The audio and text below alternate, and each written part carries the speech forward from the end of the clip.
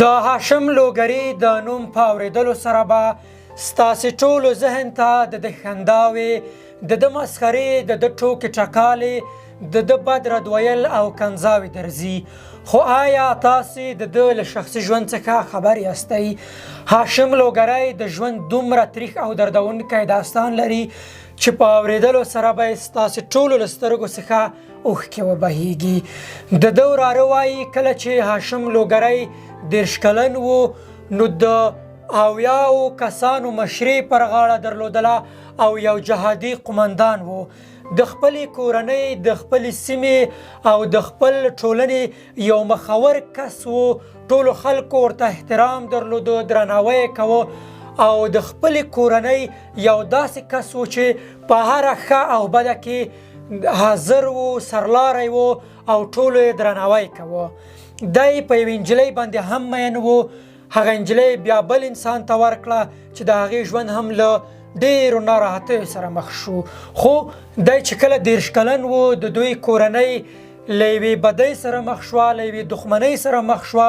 د هاشم لوګري کورنۍ چې له بلې کورنۍ سره دښمني درلودله، بدي درلودله، هغه ده ته په خوراک کې ځینې مواد ورکړل چې بالاخره دی د ژوند تر پایه پورې له ذهني توازن سره مخامخ شو، لیونتوب مرحلې ته لاړه او د ژوند خواږه د ژوند تر پایه پورې له داسې بدمرغیو سره مخ شو، ژوند یې له داسې ستونزو او کړاوونو سره مخ شو چې بیا هیڅکله له هغه حالت څخه راونوته.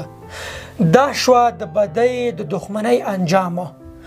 هغه انسان چې په خپله کورنۍ کې، په خپلو خلکو کې، په خپله ټولنه کې یو ښه نوم، یو ښه شهرت یې درلوده، د 70 کسانو مشري درلودله، جهادي قمندان و، یو ښه مشهور، یو ښه شهرت لرونکی کس و.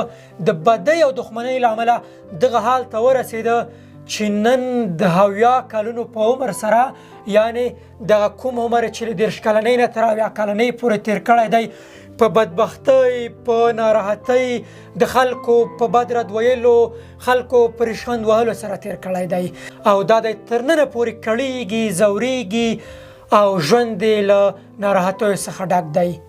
د هاشم لوګری وراره وایي چې ډېر خلک راځي، ویډیوې کوي، هاشم لوګري ته 100,000 افغانۍ ورکوي د دې لپاره چې له ده سره ویډیو ثبت کړي، خلکو ته کنځاوې وکړي. خو د ده د درملنې لپاره 1 روپۍ تر اوسه پورې چا کومک نه دی کړی. خلک راځي د مسخرې لپاره، د ټوکو لپاره، هاشم لوګری کینوي، د ده څخه استفاده کوي، د ده الفاظ اخلي، د ده ویډیو ثبتوي، بیا یې په ټولنیزو رسنیو کې نشروي. خو د ده د درملنې لپاره 1 افغانۍ تر اوسه پورې چا کومک نه دی کړی چې د ده درملنه وشي. وایي د دوی کورنۍ له ډېرو اقتصادي مشکلاتو سره مخ ده. ښایي د هاشم لوګري تداوي وشي، د ده له تداوي سره یې صحت ښه شي، خو دومره پیسې دوی نه لري چې د تداوي پرې وکړي.